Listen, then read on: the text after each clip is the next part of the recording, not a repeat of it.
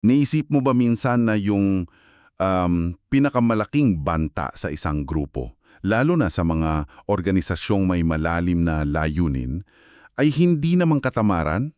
Oo, madalas yung kabaligtaran pa nga eh. Tama. Paano kung ang totoong banta na sumisira sa direksyon ng isang grupo ay yung pagiging sobrang sipag? Yung pakiramdam na lunod ka sa dami ng ginagawa, pero sa pagtatakos ng araw, tatanungin mo ang sarili mo, may narating ba talaga yung pagod ko? Isang nakakagulat na realidad yan, lalo na sa mga non-profits o simbahan. Kasi kapag nakikita nating abala ang mga tao, ipinagpapalagay agad natin na nagtatagumpay sila. Parang automatic na yun sa atin, di ba?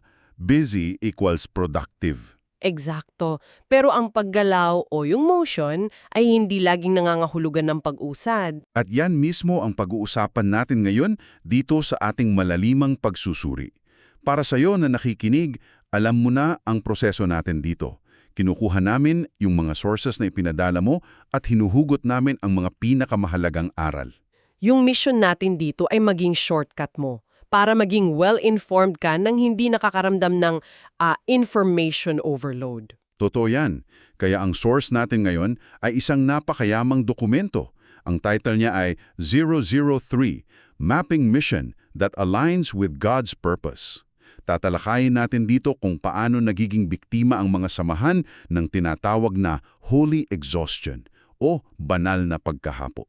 At titignan din natin kung paano ito malulunasan sa pamamagitan ng Missions Ministry Mapping. Kaya para sa iyo na nakikinig ngayon, subukan mong i-evaluate ang sarili mo. Naranasan mo na ba yung ma-burnout dahil sa sunod-sunod na pagtulungan o paggawa ng mabubuting proyekto? Okay, himayin natin ito. Sige. Bago natin pag-usapan yung solusyon, kailangan muna nating intindihin kung paano tayo napunta sa sitwasyong ito. Yung dokumento nating Elvin, may tinutukoy na pangunahing sintomas. Ito yung tinatawag nilang mission fragmentation o yung pagkawatak-watak ng misyon. Yung pinakamagandang paraan para maunawaan yan ay tingnan natin kung paano nag-ooperate ang mga grupo sa pang-araw-araw. Nagbigay yung source natin ng isang particular na example. Ano yung example na yun?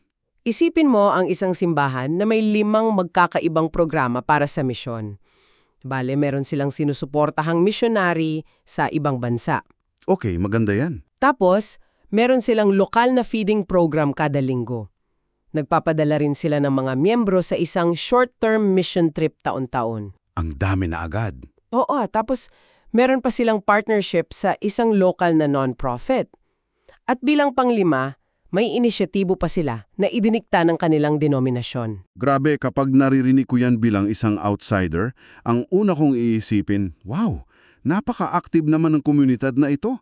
Napakaraming nangyayari. Yan ang unang impresyon ng karamihan. Pero kapag sinuri pala ng mabuti ng mga leader, matutuklasan nilang 2 lang sa 5 programang yun ang talagang sumasalamin sa totoong pananaw at kakayahan nila. Wait, seryoso? 2 lang? Paano na yung 3 natitira? Yung 3, patuloy lang nilang ginagawa dahil nakasanayan na. O kaya, may isang miyembro nung 90s na nag-umpisa nito at walang naglakas loob na itigil kahit wala na yung miyembrong yun. Parang nakaka-relate ako dyan ah. Gagamit ako ng analohiya. Parang sitwasyon yan kapag nag-aayos ka ng aparador. Nakita mo yung isang lumang jacket na hindi mo naman na isinusuot, hindi na nga kasya, hindi na rin uso. Pero ibabalik mo pa yun sa loob. Oo, ibabalik mo kasi piling mo, sayang naman kung itatapon kasi parte na siya ng aparador mo sa loob ng 10 taon. Ganitong-ganito yung nangyayari sa mga programa ng organisasyon. At yan ang tinatawag sa dokumento na drift. Yung unti-unting pagkawala sa landas. Hindi kasi ito isang mabilisang pagbagsak eh. Nangyayari ito ng paunti-unti. Parang nadadagdagan lang ng nadadagdagan. Tama, nagdagdagan ng isang programa dito dahil may nagalok, tapos nag-sponsor ka ng isang event doon dahil nakakahiya namang humindi, hanggang sa nagpakatong-patong ang mga aktibidad na wala namang malinaw na connection sa isa't isa. Ang lala nun. Lalo na yung part na nakakahiya kasing humindi. Ang nakakamangha rito ay kung paano gumagana ang sikolohiya ng pagiging abala. Kasi ipinapaliwanag sa source na kapag ang isang grupo ay nawawalan ng direksyon, ang natural na reaksyon nila ay hindi ang huminto at mag-isip. Ano ang ginagawa nila? Mas nagiging busy? Oo, nagpapakaabala pa lalo. Ginagamit nila yung sobrang daming aktibidad para pagtakpan yung katotohanan na hindi nila alam kung saan sila papunta. Pinagkakamalan nilang ang dami ng ginagawa ay katumbas ng pagsunod sa misyon. Wow. Kaya pala may holy exhaustion eh. Dahil kapag ang galaw mo ay walang direksyon, nagiging pabigat yan sa mga volunteers, sa leader at sa resources ninyo. Parang nakakapagod tumakbo ng mabilis sa treadmill. Pawis na pawis ka, hingal na hingal. Pero wala ka namang pinupuntahan. Nandun ka pa rin sa pwesto mo. At dyan napapasok yung konsepto ng pamumuno.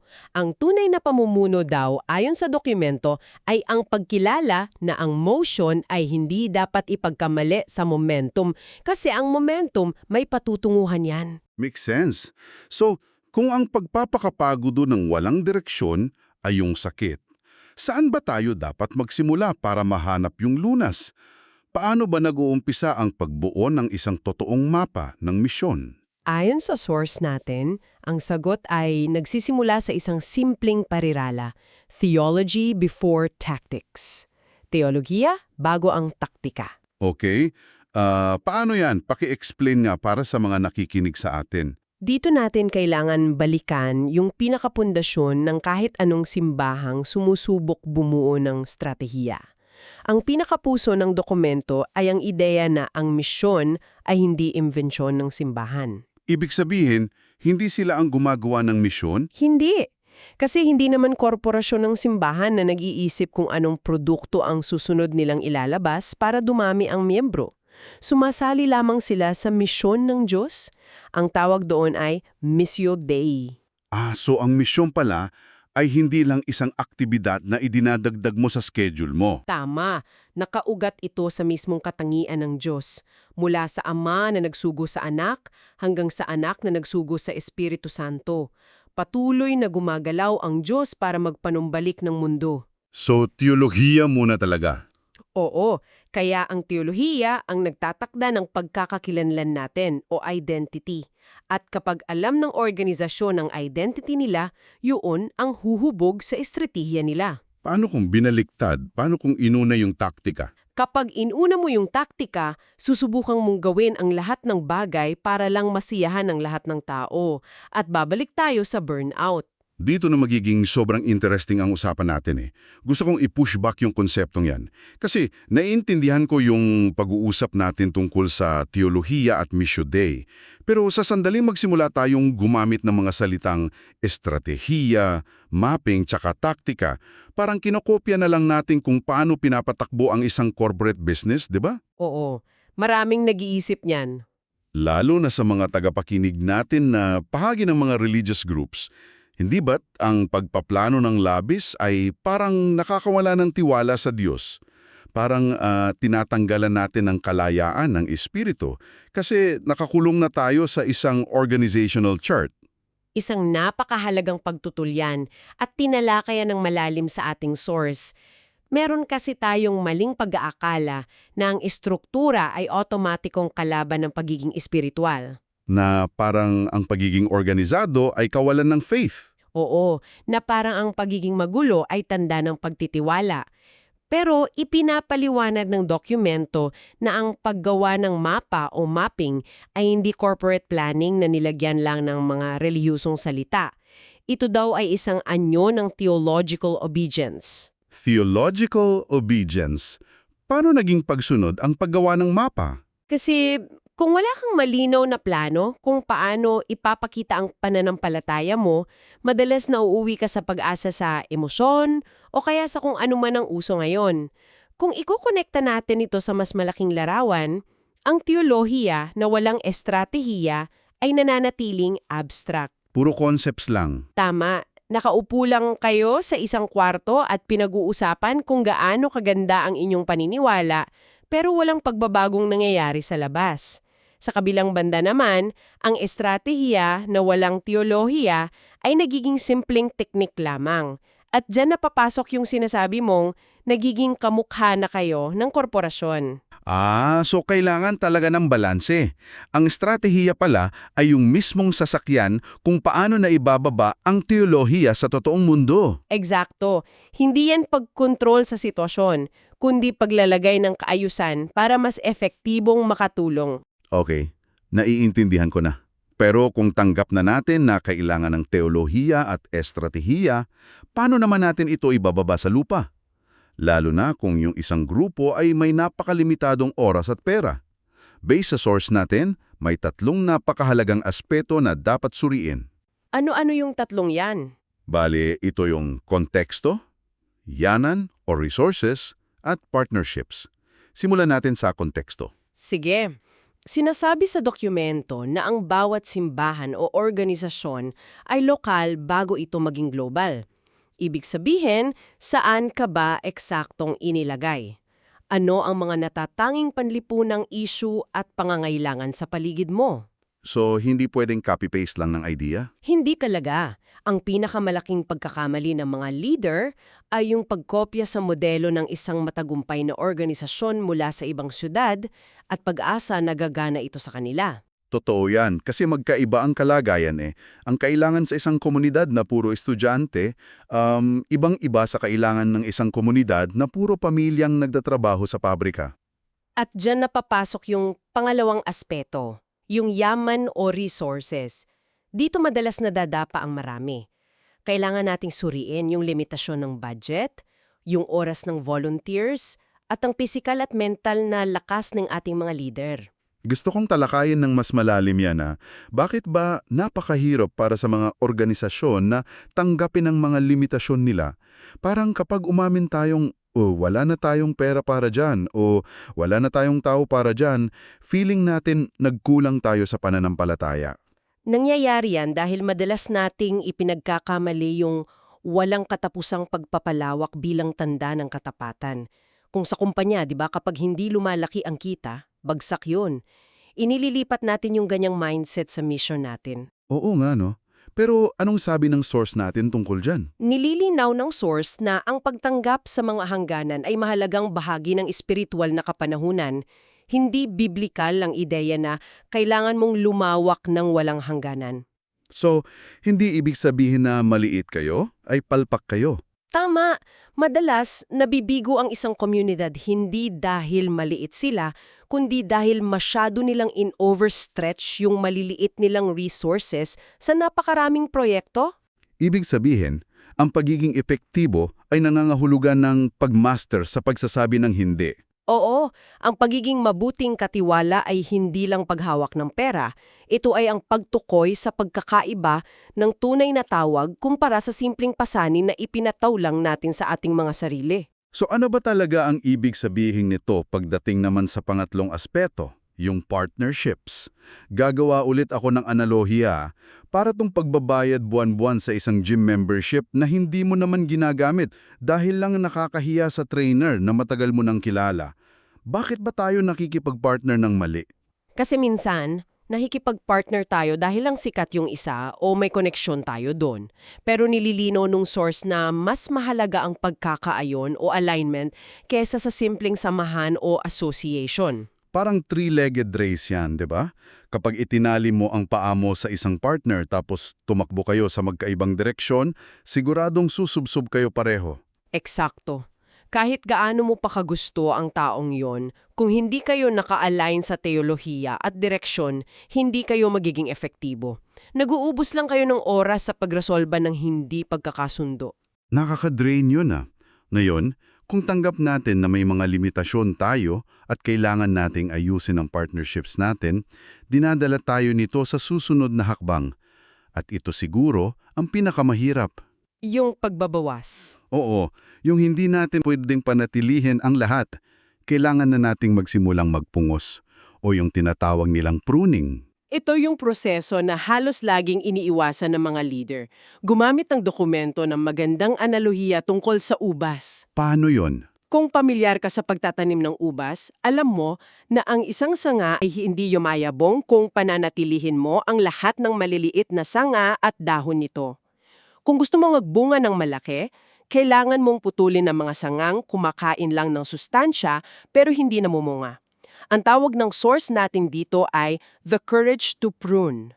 The courage to prune. May tapang na magpungos. Ang bigat nun. Binanggit din pala sa dokumento ang proseso ng paggawa ng the drift audit. Oo, napakaganda niyan. Isipin mo ito. Para sa iyo na nakikinig.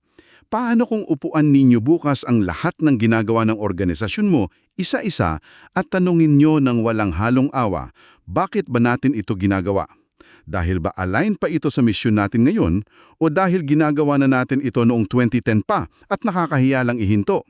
Sa drift audit kasi, kailangan mong malaman kung ang motivation ba ay matibay na conviction pa o purong emosyon na lang. At hindi madali yan. Diyan mo makikita kung anong mga programa ang nananatili dahil lang sa nostalgia. Pero dito ako magkakaroon ng problema kung ako ang leader Kasi madaling sabihin ang salitang pruning kapag nasa papel lang. Ang ganda niyang pakinggan sa board meeting. Totoo yan, sa papel madali lang. Pero sa totoong buhay, may mga taong nag-aalay ng dugo at pawis sa mga programang yan Paano mo sasabihin sa mga tao na puputulin na ang programa na minahal nila at kinalakihan?